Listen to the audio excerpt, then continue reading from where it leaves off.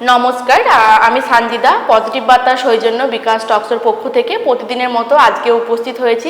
আজকে একটা পজিটিভ থিঙ্কিংয়ের উপর একটি পর্ব নিয়ে আজকে আমাদের মধ্যে উপস্থিত হয়েছেন বিখ্যাত শিক্ষাবিদ মাননীয় মানস লাহিড়ী মহাশয়। উনি এসছেন গোকুল সুন্দরী গুসকরা পূর্ব শান্তিপুর প্রাথমিক বিদ্যালয় থেকে। তো আজকে আমাদের আলোচনার বিষয়বস্তু হচ্ছে যে ছাত্রছাত্রীদের বিদ্যালয়মুখীকরণ। তো আলোচনার শুরুতে আগেই আমি প্রথমেই স্যারের কাছে চলে যাব। স্যার, আজকে আমাদের এই টক শোতে এসে আপনার কেমন লাগছে? আমার কাছে হঠাৎ করে আমন্ত্রণ এসেছিল কিছুক্ষণ আগে। তো তারপর আমি এই অনুষ্ঠানে উপস্থিত হয়ে বিষয়টা জানার পরে আমার খুবই ভালো লাগছে। বিষয়বস্তু এরকম একটা ভাবা হয়েছে বা এরকম বিষয়বস্তু পজিটিভ বার্তার পক্ষ থেকে রাখা হয়েছে বলে। স্যার, আমরা প্রতিদিনই এখানে কিছু পজিটিভ জিনিস নিয়ে আলোচনা করি। বিভিন্ন সমাজের বিশিষ্ট ব্যক্তি, শিক্ষক থেকে শুরু করে সমাজসেবী, বিভিন্ন প্রান্তের মানুষ আমাদের এই টক শোতে উপস্থিত হন। আমাদের যে দর্শকবৃন্দ আছে, অডিয়েন্স, তারা দেখে আপ্লুত হন। আজকে আমরাও আপ্লুত আপনাকে পেয়ে। তো স্যার, প্রথমেই আমি আপনাকে কিছু কোয়েশ্চেন করব। আমাদের দর্শকবৃন্দরা অধীর আগ্রহে উপস্থিত হয়েছেন আপনাদের কথা শুনবে বলে। তো ফার্স্টে যে কোয়েশ্চেনটা করবো স্যার, যে আপনার বিদ্যালয়ের নামটা যদি একটু বলেন। আমার বিদ্যালয়ের নাম হচ্ছে গোকুল সুন্দরী গুসকরা পূর্ব শান্তিপুর প্রাথমিক বিদ্যালয়। আচ্ছা স্যার, আপনার বিদ্যালয়টা গুসকরাতে আপনি বললেন? আমার বিদ্যালয়টা গুসকরার একদম সেন্টার পজিশনে অবস্থিত। আচ্ছা, ওখানে স্যার ছাত্রছাত্রীর সংখ্যা কত? ছাত্রছাত্রী আমার স্কুলে হচ্ছে এই মুহূর্তে 214 জন। আচ্ছা। আর শিক্ষক শিক্ষিকা হচ্ছে 7 জন। আচ্ছা স্যার, আর আপনাদের যেখানে গুসকরা যে অবস্থানে আপনার স্কুলটা, সেখানের যে ছাত্রছাত্রীরা স্কুলে আসে তাদের আর্থসামাজিক পরিকাঠামোটা যে একটু ব্যক্ত করে। আমার বিদ্যালয়ে ছাত্রছাত্রীর 90%-এর উপর হচ্ছে যেটা তপশিলি জাতি আমাদের বলা হয়, ক্লাসিফিকেশন আছে, সেই তপশিলি জাতি অন্তর্ভুক্ত এবং একদম প্রান্তিক এবং খেটে খাওয়া মানুষদের বাড়ি থেকেই 90%-এর উপর ছাত্রছাত্রী আমার বিদ্যালয়ে পড়াশোনা করে। আচ্ছা স্যার, তো স্যার আমরা দেখতে পাচ্ছি যে যেভাবে আর কি সরকারি স্কুল যেগুলো আছে প্রাথমিক বিদ্যালয়, সেগুলো প্রায় বন্ধের মুখেই দেখছি। বিভিন্ন স্কুলে দেখছি ছাত্রছাত্রী সেভাবে যাচ্ছে না। স্কুল ছুট যে একটা বিষয় তৈরি হয়েছে। তো স্যার, আমাকে একটু যদি বলেন বা আমাদের দর্শকবৃন্দদের একটু যদি বলেন যে এই যে দীর্ঘ জীবন মানে দিন ধরে আপনি শিক্ষকতা করছেন, তো এই অভিজ্ঞতাটা যদি আপনি একটু ব্যক্ত করেন যে কিভাবে বিদ্যালয়ে এরকম স্কুল ছুট হচ্ছে, কেন হচ্ছে, সেটা যদি একটু বলেন। দীর্ঘদিনের আমার শিক্ষকতা জীবনের অভিজ্ঞতা থেকে আমি প্রথম দিকে গ্রামের বিদ্যালয়ে পড়াতাম। সেটা ছিল ভাতার ওয়েস্ট সার্কেলে। তো সেখানেও আমি গ্রামেও দেখেছি যে স্কুল ছুটের সংখ্যা 2010 সাল নাগাদও অনেক বেশি ছিল। আস্তে আস্তে আস্তে আস্তে আমাদের শিক্ষা ব্যবস্থায় এবং প্রশাসনিক বিভিন্ন বিধিনিষেধ এবং নতুন নতুন কিছু পদ্ধতি আসার ফলে সেটাকে অনেকখানি রুখতে সচেষ্ট হয়েছে বর্তমান সরকার। তো এখনো যে একেবারেই সম্পূর্ণভাবে সেটা রোখা গেছে এটা বলতে পারবো না। স্যার, আমি আরেকটা কোয়েশ্চেন করবো আপনাকে, যে যদি আমাকে একটু বলেন বা আমাদের অডিয়েন্সদের একটু বলেন যে বিদ্যালয় ছুটির মুখ্য কারণগুলো যদি বলেন, যে মুখ্য কিছু তো কারণ আছে, সেই মুখ্য কারণগুলো যদি একটু একটা বলেন। সময় ছিল যে বিদ্যালয়ের যেটা পঠন পাঠন ব্যবস্থা, সেই পঠন পাঠন ব্যবস্থার মধ্যে কিছু মানে ব্যাকডেটেড কিছু বিষয়বস্তুকে দীর্ঘদিন ধরে মানে সেগুলো ছিল আমাদের শিক্ষা পদ্ধতির মধ্যে। আস্তে আস্তে যেহেতু শিক্ষা তো একটা দ্বিমুখী গবেষণামূলক বিষয়, তো সেই গবেষণার ফলে যেটাতে এসে দাঁড়িয়েছে শেষে, সেটা দেখা গেছে যে আরও আনন্দদায়ক পাঠদান, যেটা আগে ছিল না বলবো এটা তা নয়, কিন্তু আগেও ছিল আনন্দদায়ক পাঠদান, কিন্তু বর্তমান টেকনোলজিকে কাজে লাগিয়ে সেগুলোর মানে ব্যবহারের যে বিধিনিষেধ ছিল সেই বিধিনিষেধগুলোকে তুলে দিয়ে সেগুলোকে যেন মানে সুন্দরভাবে এবং সুউদ্দেশ্যে সেগুলোকে ব্যবহার করা হয় ক্লাসের মধ্যেও, সেই দিকে সরকার সচেষ্ট হয়েছেন, শিক্ষাবিদরা এগিয়ে এসেছেন সেই সব চিন্তাভাবনা ফলপ্রসূ করার ব্যাপারে। তার ফলে আজকের দিনে দেখা যাচ্ছে যে একটা ক্লাসে ছাত্র যদি তার বিদ্যালয়ে 5 ঘন্টা থাকে, তো 5 ঘন্টার মধ্যে সে 3 ঘন্টা পড়াশোনার মধ্যে রয়েছে, আর বাকি 2 ঘন্টা তাকে কিভাবে স্কুলমুখী করা যায়, সেই যেন পরের দিন আবার আসে, এই চিন্তাভাবনা থেকে পদ্ধতিগত পাঠদানে আরও রদবদল আনা হয়েছে। এটা মানে কিছুটা হলেও স্কুল ছুটের সংখ্যা অনেক কমেছে। তো পরবর্তীতে গভর্নমেন্ট থেকেও দেখছি আমরা অনেক রকম ব্যবস্থা অনেক নেওয়া রকম হচ্ছে ব্যবস্থা। সরকারিভাবে, যেমন মিড ডে মিল থেকে শুরু করে তার পাশাপাশি Mid day বিভিন্ন meal তো স্কুলে আছে। বাচ্চাদের জুতো প্রদান, তার থেকে বিভিন্ন ইউনিফর্ম প্রদান, বিভিন্ন জিনিস গভর্নমেন্ট থেকে কিন্তু প্রোভাইড করছে। তো সেক্ষেত্রে গভর্নমেন্টও চাইছে যে সরকারি যে স্কুলগুলো, যে শিক্ষকরা শিক্ষকতা করছেন তাদেরও একটা আশা থাকে যে আমরা যে স্কুলে যাব সেখানে স্কুল ভর্তি ছাত্রছাত্রী থাকবে, ক্লাস ভর্তি, সেখানে পড়াশোনা হবে। তো সেই বিষয়টা যখন আমরা দেখছি যে সেটা হচ্ছে না, তখন তাদের মনেও কিন্তু একটা প্রভাব পড়ছে। তো সেক্ষেত্রে স্যার গভর্নমেন্ট যখন চাইছে, তো সেক্ষেত্রে আমরা শিক্ষক মশাই যারা আছেন বা শিক্ষক যারা আছেন, শিক্ষিকা, আপনাদের যদি অভিমতটা একটু বলেন যে কিভাবে ওই ছাত্রছাত্রীদেরকে পড়াশোনার দিক থেকে উৎসাহিত করা হোক, বা যে কোনো, আমরা জানি যে একটা প্রাথমিক স্কুল যেহেতু, সেখানে মূলত শুধুমাত্র যে আপনি কঠোরভাবে মানে শাসন করে কিন্তু তাদেরকে মোটিভেট করতে পারবেন না। একদম। সেক্ষেত্রে আপনাকে তাদের মতো বাচ্চা সুলভ আচরণ করে হোক, বিভিন্ন অনুকরণ উপলব্ধি করে কিন্তু আপনাদেরকে সেই মোটিভেশনে আনতে হবে। তো সেক্ষেত্রে যারা শিক্ষক মশাই আছেন অনেকজন, তারা আজকে আমাদের অডিয়েন্স যারা প্রোগ্রাম দেখছেন, সে সমস্ত শিক্ষক মহাশয়ের উদ্দেশ্যে যদি বলেন যে ছাত্রছাত্রীদের কিভাবে মানে উৎসাহ দেওয়া যায় যারা স্কুলে ফেরত আসে বা স্কুলে তারা প্রতিদিন আগ্রহী হয়ে আসতে। এই বিষয়ে বলতে গেলে প্রথমে বলতে হয় শুধু একটা ইয়ে নয়, মানে রেমেডি নয়, বিভিন্ন রকম রেমেডি এর মধ্যে আছে, সেইগুলোকে আমাদেরকে যথাযথ প্রয়োগ করতে হবে। প্রথমেই যেহেতু শিক্ষাদানের ব্যবস্থা শিক্ষক শিক্ষিকারা যুক্ত আছেন, তাই প্রথমেই শিক্ষক শিক্ষিকাদেরকে সদিচ্ছা পোষণ করতে হবে একদম, শিক্ষাদানের ব্যাপারে, একদম। তাদেরকে সচেষ্ট হতে হবে। হ্যাঁ, আমি যে চাকরি করতে এসেছি কিছু অর্থ পাবো এই উদ্দেশ্যটা শুধু নয়, এটা তো প্রত্যেক মানুষের জীবন ধারণের জন্যই প্রয়োজন, কিন্তু আমি যাদের জন্য এসেছি, যাদের জন্য আমি মাস শেষে মাইনেটা পাবো, আমার অ্যাকাউন্টে ঢুকবে, সেই ব্যাপারটাতে আমাদেরকে আরও মানে উৎসাহী হতে হবে যে এইটা কিভাবে আরও ফলপ্রসূ করা যায় ছাত্রছাত্রীর মধ্যে। সেই কারণে প্রথমেই এডুকেশন হচ্ছে একটা সাইকোলজিক্যাল একটা মেথড। তো আমাকে প্রথমেই একটা আমি প্রাথমিক বিদ্যালয় শিক্ষক, তাই আমি বলি যে প্রাথমিক বিদ্যালয় শিক্ষকদের সঙ্গে যখন আমি পাঠদান করব, তখন আমাকে আমার বয়সটাকে দূরে সরিয়ে রেখে আমাকে সেই সাইকোলজিটাকে বুঝতে হবে। একটা চাইল্ড সাইকোলজি সম্বন্ধে আমাদের এডুকেশনের মধ্যে আছে, ট্রেনিংয়ের মধ্যে আছে। তো চাইল্ড সাইকোলজিটাকে যদি না বুঝে আমি ওই বাংলা, ইংরাজি, অঙ্ক যে ক্লাস বিষয়বস্তু রয়েছে সেই বিষয়বস্তুতে নয়, আমাকে সাইকোলজিটা বুঝতে হবে যে ওই ক্লাসে ছাত্রটা কি চাইছে, বা একটা নির্দিষ্ট বিষয় যখন আমি পড়াবো সেই বিষয়টা কিভাবে উপস্থাপন করলে তার কাছে আরও সহজ হবে, বোধগম্য হবে, সে আরও উৎসাহী হবে। হ্যাঁ, এবং শিক্ষককে মানে বেশিভাবে ক্লাসের মধ্যে অ্যাক্টিভ না হয়ে ছাত্রছাত্রীদেরকে খুব ম্যাজিক্যালি তাদেরকে অ্যাক্টিভ করে নিতে হবে শিক্ষকদের। এটা হচ্ছে প্রথম কথা। দ্বিতীয় কথা হচ্ছে যে শিক্ষক শিক্ষিকাদের সাথে সাথে আমাদের প্রশাসনিক স্তরে যারা রয়েছেন, বিভিন্ন শিক্ষার বিভাগের অফিসাররাই হোক বা আমাদের সরকারি হোক, তাদেরকে আরও কিছু কিছু নিয়ম এসছে, যে নিয়মগুলোর মধ্যে একটা হচ্ছে ওই শিশুদের যেটা চাইল্ড রেজিস্টার, সেই চাইল্ড রেজিস্টার এখন অনলাইন হয়ে গেছে। তো সেই অনলাইনে আমরা আধার নাম্বার টিপলে বুঝতে পারবো যে সেই শিশুটি কোন বিদ্যালয়ে পড়ছে। তো এমন দেখা যাচ্ছে সে সরকারি বিদ্যালয়ে নাম লিখছে, আবার বেসরকারি বিদ্যালয়গুলো থাকুক, কিন্তু বেসরকারি বিদ্যালয়গুলো থাকুক মানে এই নয় যে একজন ছাত্রছাত্রীকে গার্জিয়ান আমার স্কুলে ভর্তি করে দিয়ে যাবে সরকারি স্কুলে, আবার বেসরকারি স্কুলে তার নাম থাকবে। তাহলে যে সিস্টেমটা সরকারি স্কুলে চালু হচ্ছে সেটা যদি প্যারালালি একটা বেসরকারি স্কুলে চালু থাকে, তাহলে সে কোনো দিনই দুটো স্কুলে তার রেজিস্টারের নাম নথিভুক্ত করতে পারবে না।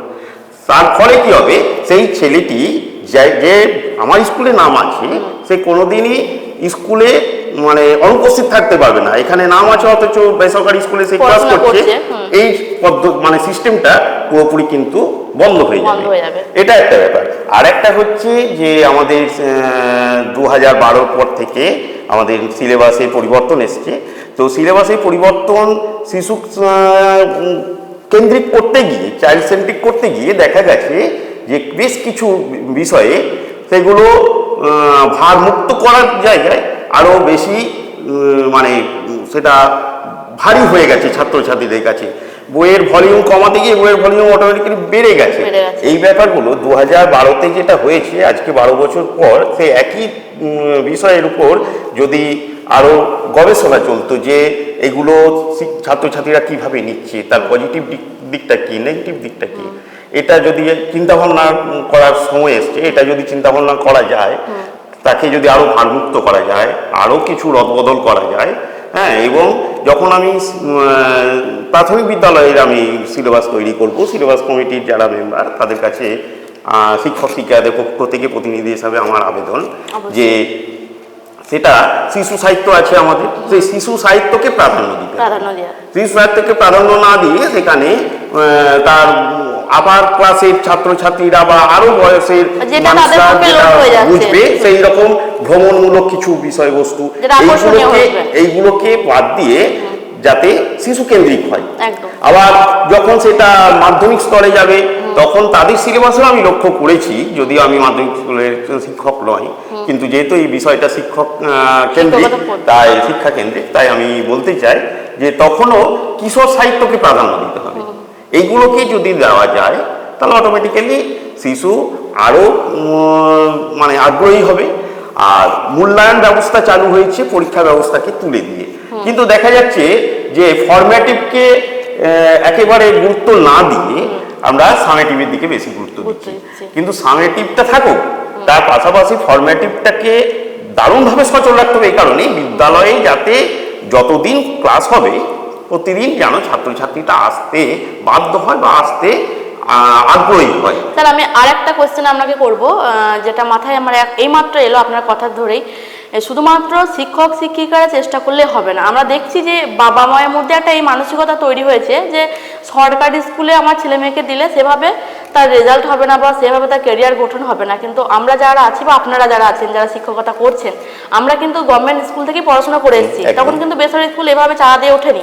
তো সেক্ষেত্রে পিতামাতাকে উদ্দেশ্যে যদি আপনি কিছু বলেন যারা বাবা মা আছেন, যে এই মানসিকতা তাদের মাথা থেকে দূর করতে হবে, যে কিভাবে এটা করা যায়, যে তাদের মাথা থেকে কিভাবে এটা সরানো যায়, সেটা যদি একটু বলেন। যে গভর্নমেন্ট স্কুলে যারা শিক্ষকতা করছেন তারা তো যথেষ্ট প্রপার যোগ্যতা নিয়ে তারা পরীক্ষার মাধ্যমে পাস করে তারপরে তারা স্কুলে জয়েন করছেন, ঠিক আছে, কিন্তু তা সত্ত্বেও বাবা মার এই ধারণাটা হচ্ছে কেন যে আমার ছেলেকে বা আমার মেয়েকে একটা বেসরকারি স্কুলে দিলে সে বেটার রেজাল্ট করবে, তার বেটার ক্যারিয়ার হবে, এই মানসিকতাটা আমি একদম খুব খোলাখুলি ভাবে বলি বা বলতে বাধ্য হচ্ছি এই কারণেই, কারণ এটা একটা সমাজকে পরিবর্তন করার পক্ষে আপনার এই প্রশ্নটা যথেষ্ট গুরুত্বপূর্ণ।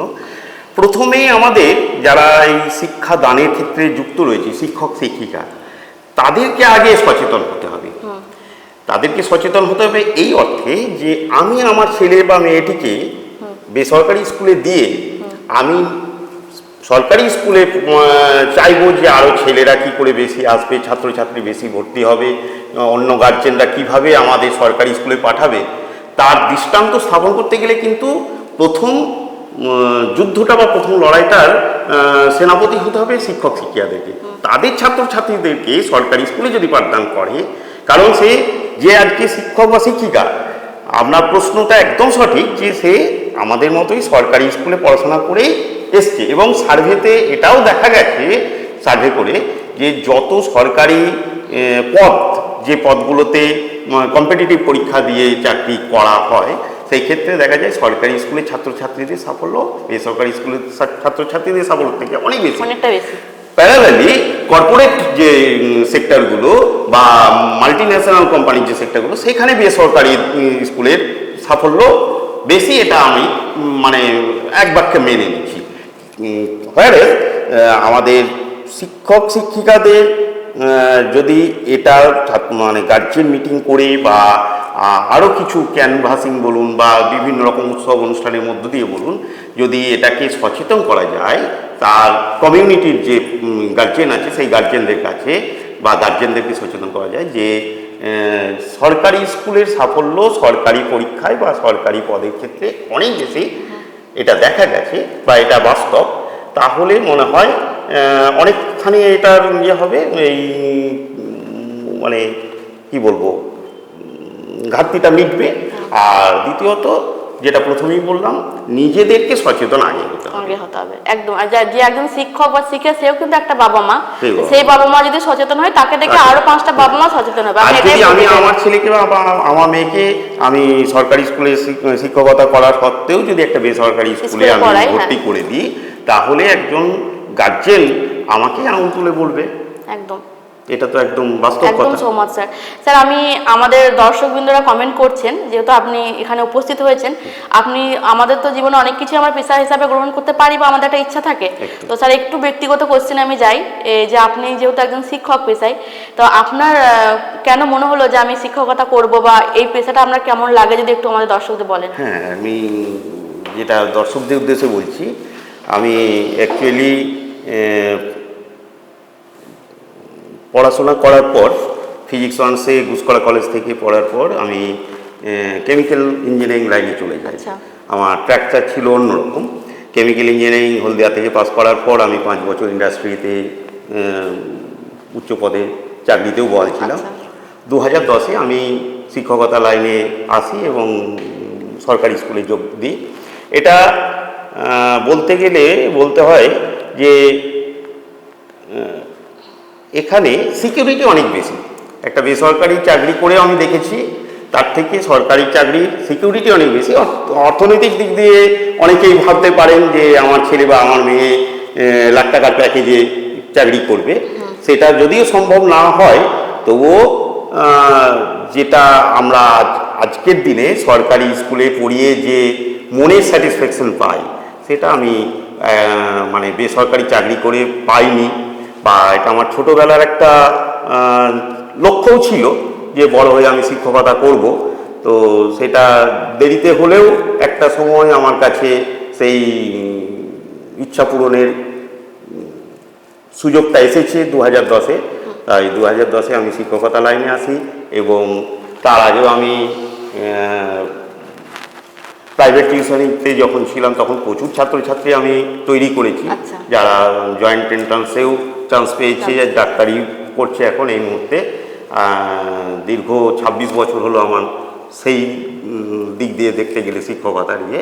কিন্তু সরকারি চাকরিতে আমি এসেছি অনেক পরে।